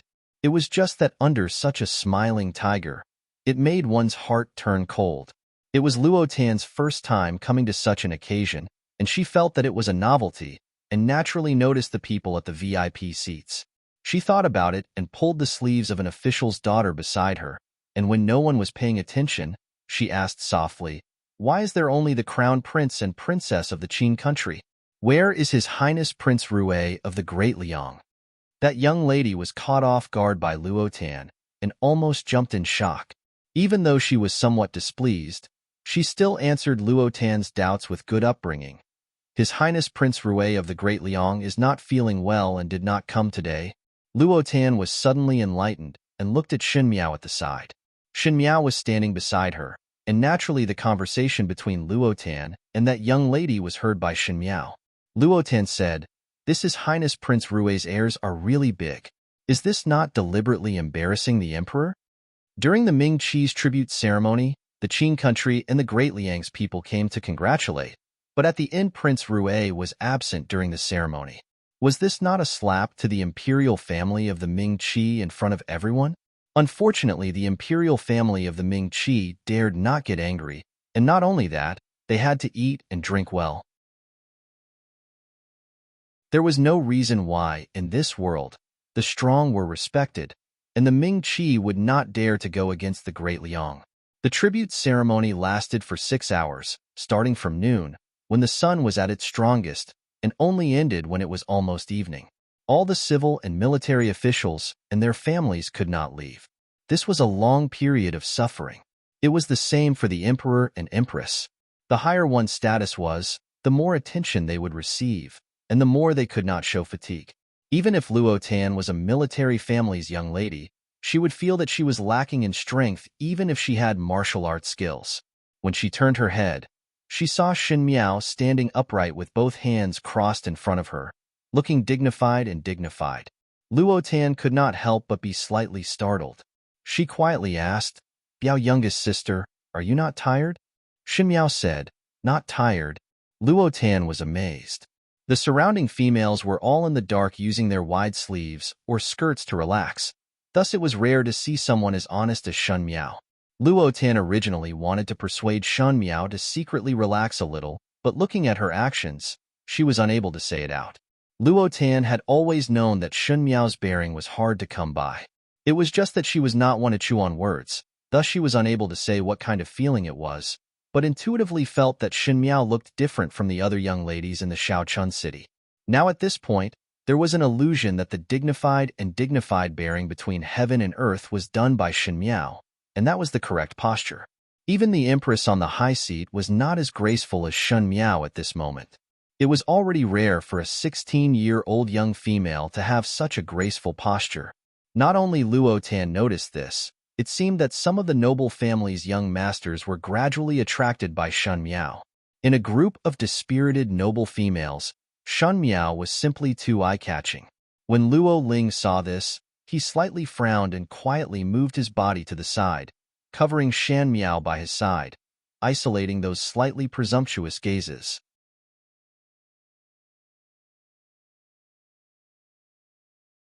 Chapter 454. When Luo Shuiyin saw it, she smiled in relief. Shen Miao was completely undecided. Luo Tan winked at Luo Ling, and Luo Ling's cheeks were slightly red as he turned his head away as if nothing had happened. After the 6 hours of offering ceremony was completed, it was time to start the banquet with the emperor and empress. Tomorrow's tribute banquet would naturally be a celebration of peace and prosperity, to let the Qin country and the Great Liang people see how rich the Ming Qi was. Shen Miao and Luo Tan had just walked a few steps towards the hall of the palace banquet when someone patted her shoulder. Shen Miao turned around and saw a familiar face. "Hey, just now I saw you early in the morning, but we were too far apart and could not come over." "Shen Miao, long time no see."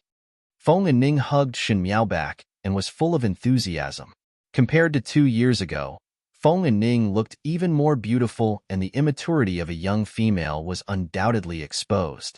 She had a 100-flower bun and wore a pomegranate red long dress, looking graceful and graceful. She let go of her hands and looked at Shen Miao with dissatisfaction.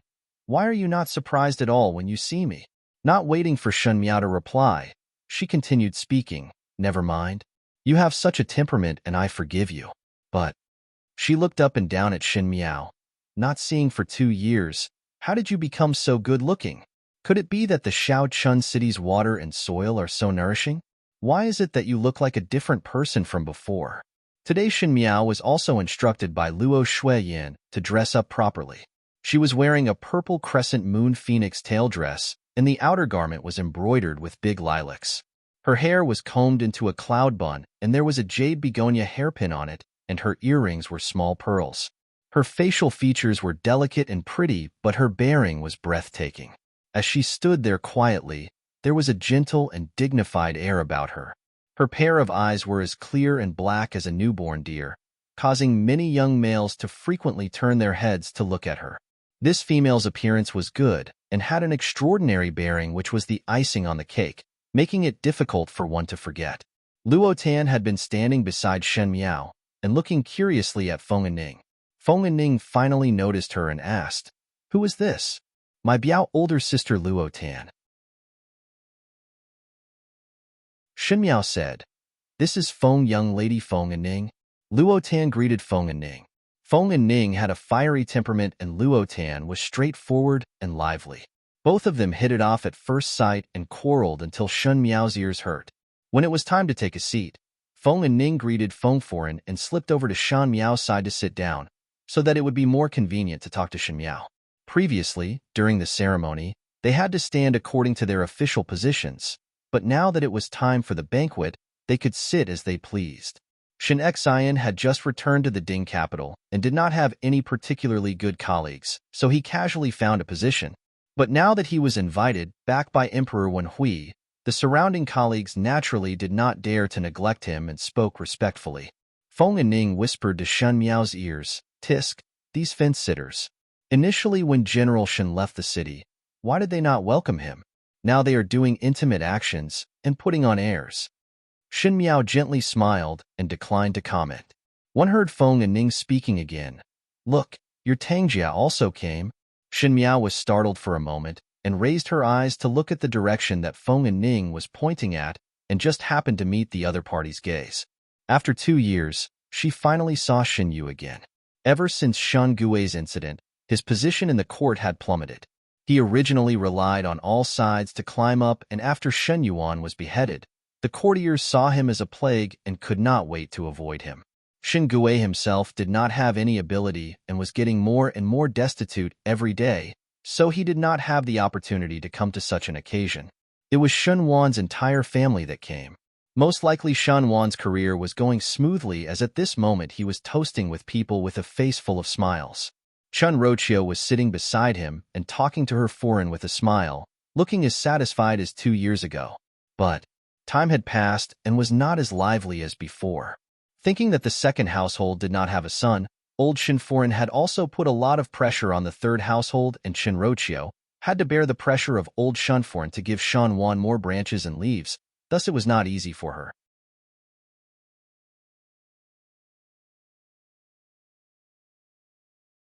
Chapter 455. The one who was looking at Shin Miao was Shen Yu.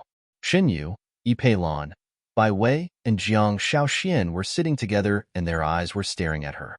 Even though they were far apart, Shen Miao could still taste the resentment in Shan Yu's eyes.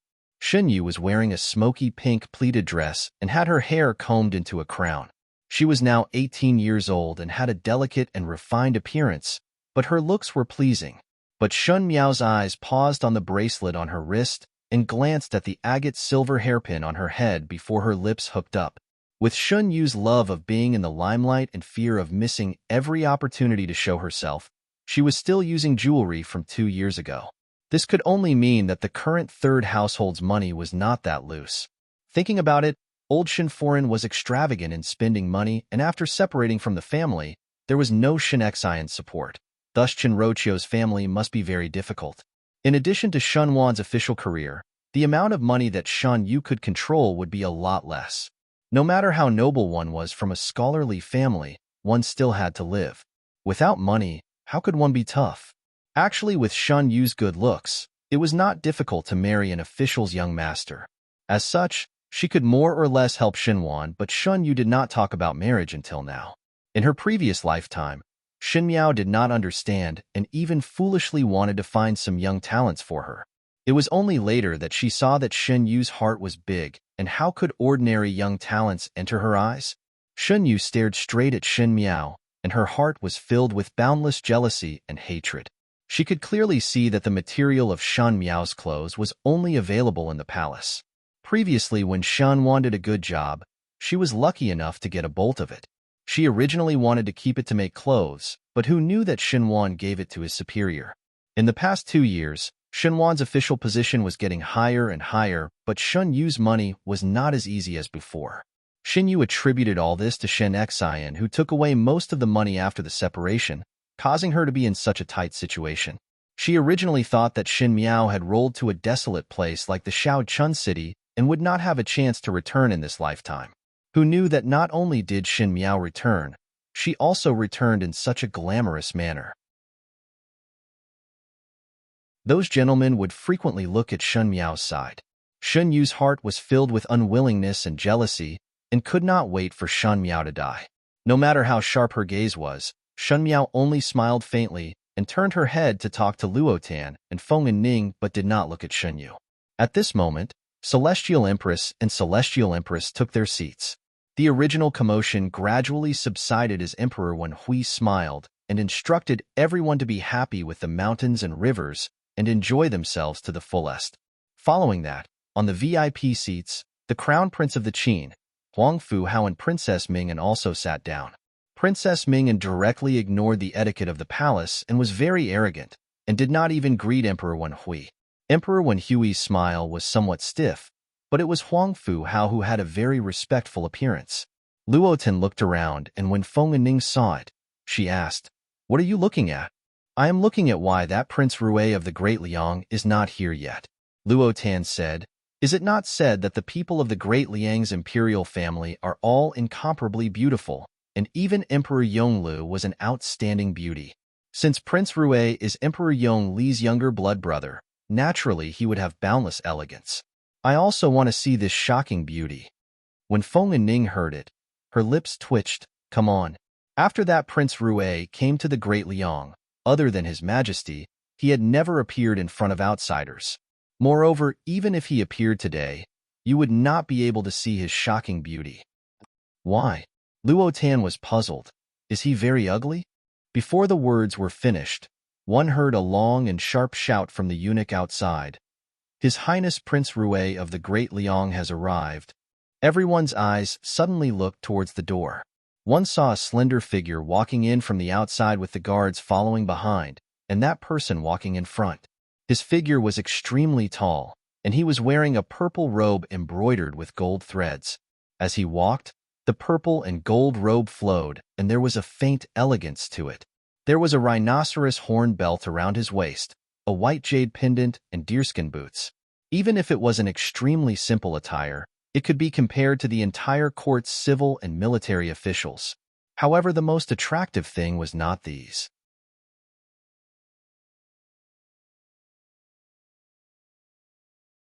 Chapter 456. His face was half covered with a silver mask. The mask started from the forehead and stopped at the tip of the nose, but because it fitted the facial features, it showed a very smooth line. One could see the high bridge of the nose, and the shape of the pair of eyes was like something in a painting. With a casual sweep, there were thousands of romantic feelings. The chin that was revealed was beautiful, and the lips were thin and rosy. Even if they were tightly closed, it seemed to be a silent invitation. Everyone was silent. This young man was clearly wearing a mask, and one could not see his appearance clearly, but there was a kind of ability to captivate one's soul. Everyone stared at that face without blinking. The silver mask was suffused with a cold light that made one feel a chill. However, that pair of eyes were black and bright, and seemed to contain a playful smile. It was somewhat frivolous and somewhat indifferent, making one unable to differentiate if it was warm or cold. This was a person that was able to attract everyone's attention, a youth that was as bright as the sun. He sat down on the VIP seat, and his every move was elegant and noble. In contrast, Huang Fu Hao, who had good etiquette, was actually rude like a boorish person. and Princess Mingyan, who was beside Huangfu Hao, was already somewhat silly looking at him. Emperor Wenhui laughed out loud and looked at Prince Rui. Is Prince Rui not feeling well today? Why did you come to the tribute banquet and make Zhen and the other ministers surprised? Prince Rui nodded his head at Emperor Wenhui, and his attitude was somewhat casual and lazy. Suddenly had the mood and came. His voice was very pleasant to listen to, and had a bit of magnetism that all the seated daughters slightly blushed upon hearing it. But these words were extremely rude and presumptuous. Ming Qi's tribute banquet was a big event, but in Prince Rui's mouth, it was like an ordinary family's banquet that one could come and go as one wished. It was really somewhat condescending. The Ming Qi's officials dared to be angry, but did not dare to speak. Emperor Wenhui did not dare to say anything. So what else could they do? This Prince Rui of the Great Liang had the same style of doing things as Emperor Yonglu. It was extremely presumptuous, but there was a kind of oppressive pressure. Emperor Wenhui really did not pursue the matter and let the officials continue to eat and drink, obviously intending to let the matter pass. Luo Tan was eating the pastries on the banquet as she whispered to Shan Miao, "This His Highness Prince Rui is really daring to speak to His Majesty like this. Is he not afraid that His Majesty would punish him? What crime?" When Feng and Ning heard it, her lips twitched. One is Prince Rui of the Great Liang dynasty. The Great Liang's people can only be Ming Qi's guests, and whatever the guests do is right. Even though Feng and Ning's voice was very low, she spoke vaguely and did not dare to speak too clearly since they were in the palace. If it was heard by someone with ill intentions, who knew what the consequences would be. "I have never heard of this Prince Rui before." Luotan rested her chin on her hand and said, "He looks like a handsome man. I really want to see what he looks like under the mask."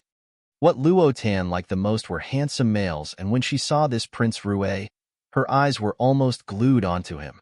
Perhaps it is an ugly monster under the mask. Feng and Ning poured cold water on her. Otherwise, why would one wear a mask? "I bet he's a rare handsome man in the world." Luotan pushed Shin Miao, otherwise Bia youngest sister, say, "What kind of person do you think Prince Rui is?" Shin Miao did not even raise her head. "Do not know? Say it." Luotan was unrelenting. "Make a guess.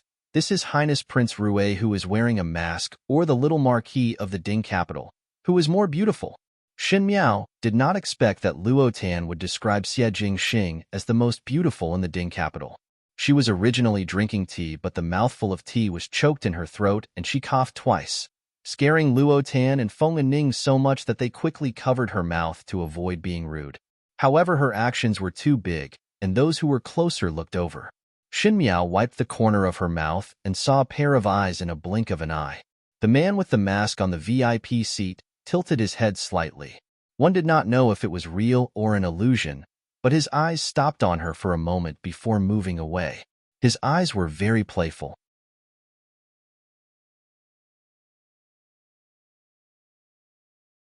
Chapter 457. The tribute banquet was naturally filled with wine, and everyone exchanged toasts with one another, and suddenly there was an appearance of prosperity and peace. It was just that at the VIP banquet, Emperor Wenhui and the Crown Prince of the Qin, Huangfu Hao, had some fear in their conversation, and when it fell into the eyes of the observant people, naturally they were well aware of it. In the Qin country, Great Liang and Ming Qi. Ming Qi was the weakest, the Qin country was second, and the Great Liang was the strongest. And that Emperor Yong Li's valiant style made the Qin country and Ming Qi fearful, thus they were very respectful towards this Prince Rui from the Great Liang.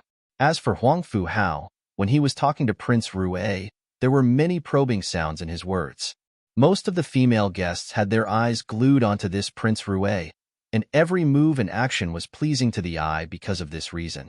In fact, there was no lack of outstanding looks in the Ming Qi's males, for example Fu Xiu Yi, but in front of this Prince Rui, they lacked the unique elegance and nobility, and seemed somewhat clumsy. Even though Luo Tan also loved beauties, she had a quick temper, and very quickly her attention was attracted by the delicacies. She tasted this, tasted that, and was very happy. Because the tribute banquet did not differentiate between males and females, the entire official family sat together. Luo Ling also sat close to Shen Miao, and when he saw that Shen Miao was not eating, He placed a piece of snowflake cake in front of Shen Miao's hands and said warmly, Biao younger sister should also eat something else one would not have the strength to return. Xin Xiu originally wanted to give Shen Miao a piece, but Luo Ling had already beaten him to it, and did not know where to place the snowflake cake in his chopsticks. His bowl was already full. Moreover, why would a grown man eat snowflake cake? After thinking about it, he placed it in front of Feng and Ning, who was the closest to Shen Miao. Feng and Ning was overwhelmed by the favor, and after giving her thanks, she did not eat and just stared blankly at the snowflake cake. But just at this moment, one heard Huang Fu Hao suddenly speaking. Bin Gong heard that the formidable great general, General Shen, had returned to the capital a few days ago. Bin Gong had always heard of the formidable great general's name, but do not know if there is the honor to meet him today. When the words were said, the lively banquet suddenly quietened down. The crown prince of the Qin wanted to meet Shen Xian? What did that mean? Shen Xian and the crown prince of the Qin were not related at all, but now one of them was the great general that Emperor Wen Hui had just recalled back to the Ding capital, and the other was the crown prince of the Qin country. Thus their identities were very sensitive. Everyone involuntarily looked at Emperor Wen Hui's expression. Emperor Wen Hui's smile did not change, as if this was a very small request before looking at Shen Xian, official Shen. Shen Xian quickly stood up and bowed to Huang Fu Hao. This general greets your highness the crown prince. Huang Fu Hao smiled. I have long heard that General Shen is brave and invincible, that even the scattered troops at the borders can form a new formation. That day when the Shen family army returned to the capital, the commoners lined the streets and cheered. AI. He gave a long sigh. If our great Qin also have such a talented general, then we would not have to worry for 100 years. Emperor Wen Hui's pupils shrunk unnoticeably, and the expressions of the ministers at the banquet changed as they looked at Shen Xian with complicated gazes. He said that Shen Xian could form a formation even if the army was scattered at the border. On the surface, he was praising Shen Xian's outstanding talent, but he was implicitly mentioning Shen Xian's danger. The tallest tree in the forest would be destroyed by the wind. This was a logic that existed since ancient times. And for the commoners to have such a high voice, for a general who was expelled from the capital by the emperor, it meant that in front of the imperial family and Shen Xian, the commoners were on Shen Xian's side. No imperial family would tolerate a subordinate whose voice was higher than their own. As for the last sentence, it really pushed Shen Xian to the teeth of the storm. Huang Fu Hao was trying to dig Shen Xian over in front of Emperor Wen Hui. No matter how the ministers of Ming Qi had ulterior motives, in the face of a foreign enemy, they would be united against them. The gaze that they used to look at Shen Xian was like looking at a general who had committed treason. You're tuning into the Romance Rendezvous YouTube channel. We're so grateful for your support, and don't forget to subscribe to join us on this incredible journey through captivating stories. Your generosity through donations truly makes a world of difference, as it's the primary source of revenue that allows me to expand and enhance this channel for you. Thank you from the bottom of my heart for being a part of this adventure.